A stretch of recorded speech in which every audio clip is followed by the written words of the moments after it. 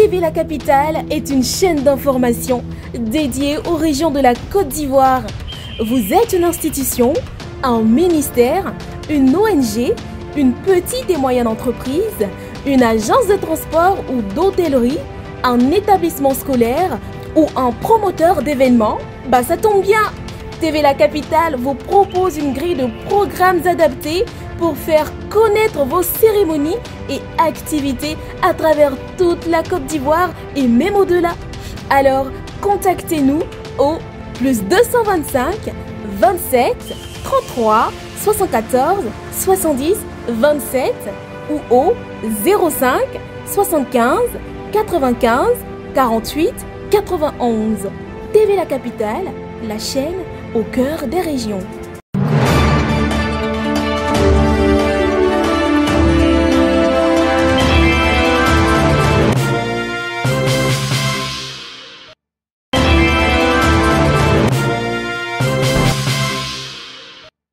Dans le cadre de la mise en œuvre du projet d'appui au respect des droits de l'homme dans les processus électoraux, en abrégé par DHE 2025-2027, une session de formation s'est tenue le lundi 19 mai 2025 à Yamoussoukro. Cette session était destinée aux présidents et officiers des droits de l'homme des commissions régionales des droits de l'homme. Organisée par le Conseil national des droits de l'homme, avec le soutien technique de l'Institut danois des droits de l'homme et l'appui financier de l'Union européenne.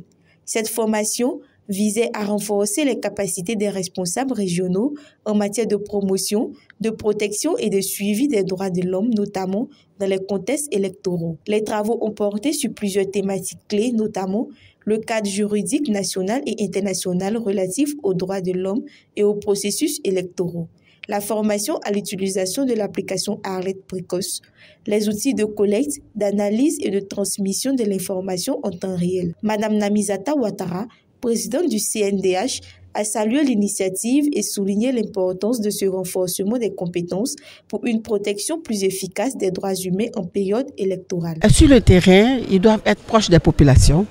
D'abord, à les sensibiliser sur ce que c'est que l'élection d'abord, parce que l'élection, c'est un droit de l'homme. Le droit d'être électeur, le droit d'être éligible, le droit de porter son choix sur une personne qui, pour nous, présente le meilleur projet de société. Nous les formons sur le cadre juridique des élections en Côte d'Ivoire, les normes internationales et aussi les mécanismes que nous avons mis en place, les mécanismes de monitoring, les mécanismes de formation sur l'application pour l'alerte précoce que nous avons mis en place à l'effet de remonter très rapidement les incidents et de trouver une réponse rapide. Et donc c'est pour un meilleur accompagnement de l'organe de gestion et du gouvernement pour des élections apaisées, des élections transparentes dans notre pays. Le coordonnateur du projet par DHE, Apoussapa, encourageait les présidents des CRDH à tirer pleinement profit de cette session afin de mener des actions de sensibilisation efficaces dans leurs régions respectives et de contribuer ici à la tenue d'élections pacifiques et inclusives. Les présidents constituent les mains agissantes du CNDH sur l'ensemble du territoire. On attend de ces présidents qu'ils puissent s'approprier tous les outils qui seront mis à leur disposition à l'effet de faire ce travail de monitoring et d'observation et de sensibiliser les populations, au-delà des populations, les parties prenantes, à faire en sorte que les droits humains, je l'ai dit et je le répète, soient une réalité, une priorité sur tout le cycle du processus électoral. Le président de la Commission régionale des droits de l'homme du Cavali a quant à lui réaffirmé l'engagement des participants à mettre en œuvre sur le terrain les acquis de cette formation en parfaite adéquation avec la mission de leur institution. C'est un plaisir pour nous de renforcer nos capacités parce qu'en matière pédagogique, on ne se lasse pas d'apprendre. Donc c'est pour nous d'être à la hauteur de ces élections par rapport aux observations futures que nous allons faire. Et le matériel encore vient nous renforcer dans l'observation et la transmission des données en temps réel. Et donc à la suite de Madame la Présidente, nous nous ferons fort d'être ces dignes représentants en région pour que nous aussi nous puissions faire notre part d'élection à travers l'observation. Elle peut compter sur nous comme elle a toujours fait. Au-delà de son aspect pédagogique, cette session a également été un espace d'échange, d'expériences et de bonnes pratiques entre les participants. Elle a en outre permis la remise de matériel informatique, de téléphones portables et d'équipements de sonorisation mobile afin de renforcer les moyens logistiques des CRDH dans l'accomplissement de leur mission.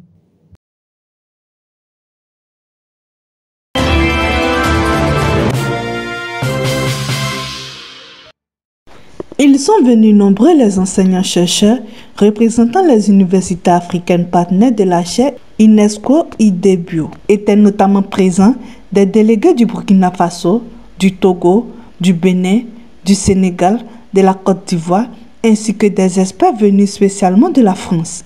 Tous étaient réunis dans le cadre de la toute première session de formation aux enseignants-chercheurs issus de ces instituts, placés sous les thèmes centraux propriété intellectuelle, protocole de Nagawa et entrepreneuriat.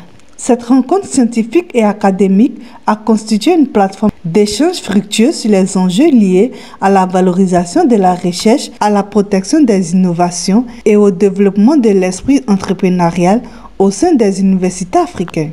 L'idée, c'est de créer un réseau partenarial co-construit, soit avec l'ensemble des partenaires, pour travailler dans le domaine de l'ingénierie durable des produits biosourcés. Ça signifie valoriser, transformer et valoriser de la biomasse renouvelable, les résidus des déchets, pour en faire des produits avec une certaine valeur ajoutée, avec une certaine plus-value. Et donc ce programme, il comprend des actions de formation des formateurs et des étudiants, de la collaboration de recherche avec du financement de bourses de thèse, du renforcement d'équipements des différents partenaires. On travaille évidemment sur le transfert vers l'industrie, sur l'innovation. L'Institut national polytechnique Félix Houphouët-Boigny, INPHB, hôte de cette section, a tenu à souligner l'importance stratégique de cette initiative. Selon les responsables de l'établissement, cette formation s'inscrit pleinement dans les ambitions nationales de promotion de l'enseignement supérieur et de la recherche en Côte d'Ivoire. Alors vous savez qu'un de nos axes stratégiques, c'est l'entrepreneuriat. Et quand on regarde donc au thème on constate que l'entrepreneuriat est un axe de formation qui sera donc développé. Et cela nous fait plaisir de l'avoir. Les participants se disent particulièrement enthousiastes face aux perspectives qu'ouvre cette formation pour le renforcement de leurs compétences et la dynamisation de leurs projets de recherche à impact socio-économique. Cette cérémonie s'est achevée par une visite guidée de l'unité de production de chocolat de l'INPHB, une infrastructure emblématique qui incarne l'intégration réussie de la recherche scientifique et l'innovation technologique de l'entrepreneuriat local. Les visiteurs ont pu découvrir les procédés de transformation du cacao et les initiatives de mise en œuvre pour valoriser la production locale. Cette première session marque le début d'un cycle de formation régionale ambitieux destiné à renforcer les capacités des universités africaines dans la mise en œuvre des objectifs de la chaire UNESCO IDEBIO.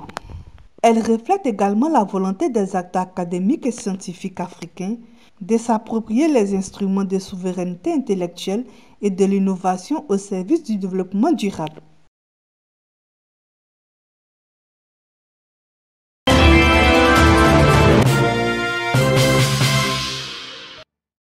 Discipline innovante mêlant football et tennis de table, le tegball prend racine en Côte d'Ivoire. Oumé devient ainsi la deuxième ville du pays à accueillir la Ligue régionale de tegball, marquant une avancée majeure dans le processus de décentralisation de cette discipline prometteuse.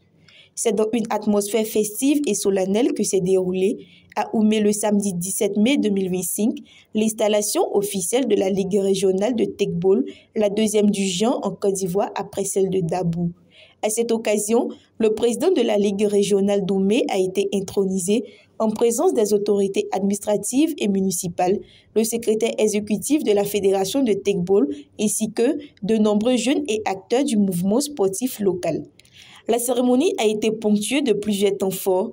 Après l'intronisation du président, les participants ont assisté à la remise officielle de matériel sportif, dont des tables de tegball et ballons, afin de permettre un démarrage effectif et durable des activités avant de vibrer au rythme d'une démonstration assurée par des joueurs professionnels venus illustrer toute la technicité et l'originalité de ce sport en pleine expansion.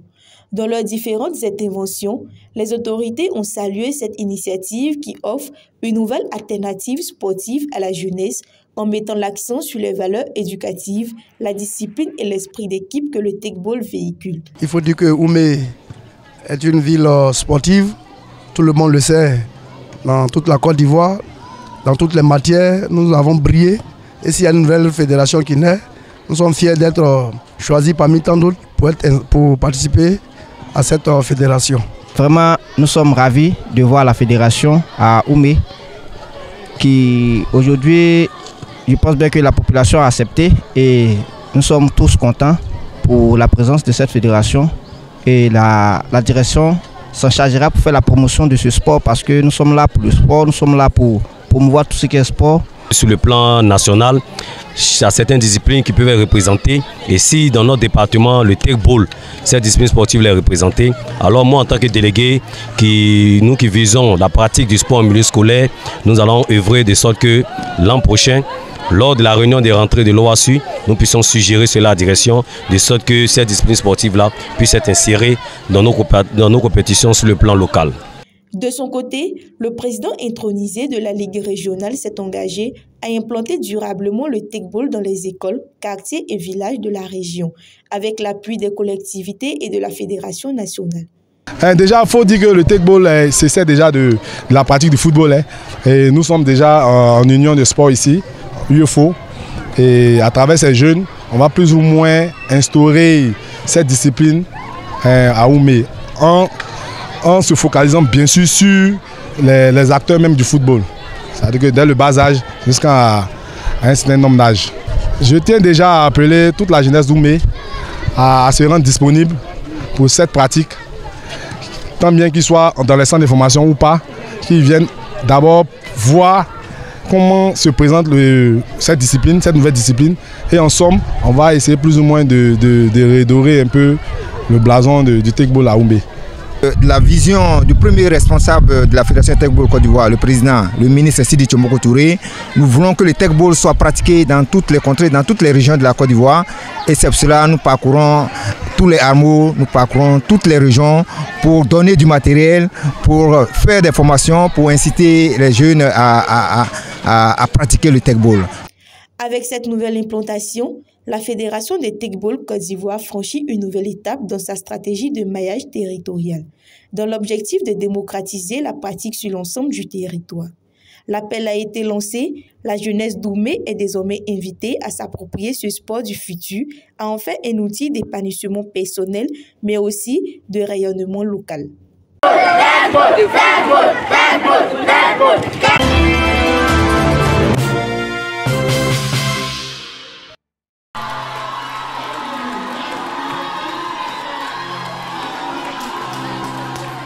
Le vendredi 16 mai 2025 à Yamoussoukro, 76 attachés de direction dont 3 hommes ont officiellement reçu leur diplôme à l'Institut national Félix Houphouët-Boigny de Yamoussoukro, INPHP.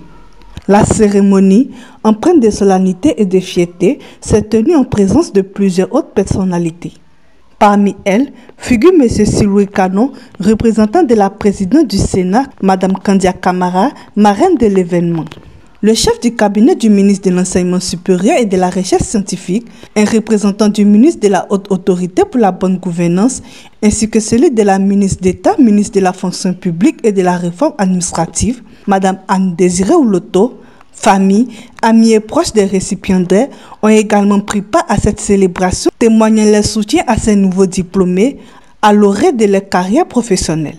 Le directeur général de l'INPHB a exprimé sa profonde gratitude à la ministre d'État Anne Désirée Ouloto pour sa confiance renouvelée qui a permis à l'Institut de formation d'accueillir chaque année les attachés de direction du ministère de la fonction publique. Il a également salué l'appui constant du ministre de l'Enseignement supérieur ainsi que l'engagement des autorités présentes ayant contribué au rayonnement de cette cérémonie. Ces cérémonies de remise de diplômes des attachés de direction se font habituellement à Abidjan. Nous avons souhaité faire ça au siège de l'INPHB, puisque le siège de l'INPHB est à Yamoussoukro, pour démontrer l'attachement finalement et le lien fort entre cette formation qui est une formation de qualité et l'INPHB, et justement pour que l'image de l'Institut soit véritablement associée à cette formation. Chers diplômés, nous avons souhaité que tous les secrétaires, parce que maintenant ce n'est pas seulement des femmes, il y a aussi des hommes, soient également mobilisés pour cette rencontre, parce qu'il s'agit à la fois de voir l'exemple que vous représentez et qu'elles puissent également se projeter à travers vous dans les profils de carrière qui existent au sein de la fonction publique. Cette remise des diplômes symbolise l'aboutissement d'un parcours exigeant, mais aussi le commencement d'une nouvelle étape porteuse dans la vie professionnelle des lauréats. Elle met en lumière leur engagement en faveur de l'excellence et du service public. En cette occasion solennelle de remise de nos diplômes, qui marque l'aboutissement de nos efforts et le début du nouveau chapitre passionnant dans nos vies professionnelles. Cette cérémonie de remise de diplôme n'est pas seulement la consécration d'années d'études assidues, de nuits blanches et de défis surmontés. Elle symbolise également notre engagement envers l'excellence, notre soif d'apprendre et notre détermination à contribuer de manière significative au développement de notre nation. Enfin, le représentant de la marraine de la cérémonie a adressé ses félicitations aux diplômés et les a encouragés à faire preuve de rigueur, d'éthique et de professionnalisme dans l'exercice de leurs futures fonctions.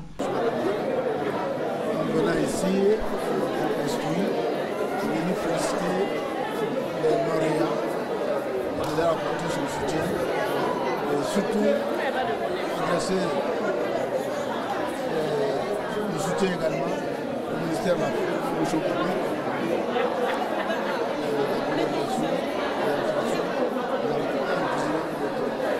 particulièrement saluer monsieur le président. On est derrière, monsieur.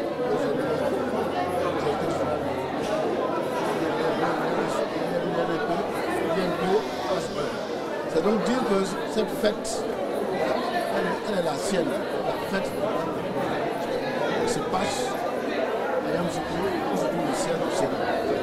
Alors nous avons salué l'initiative pour féliciter et encourager les jeunes diplômés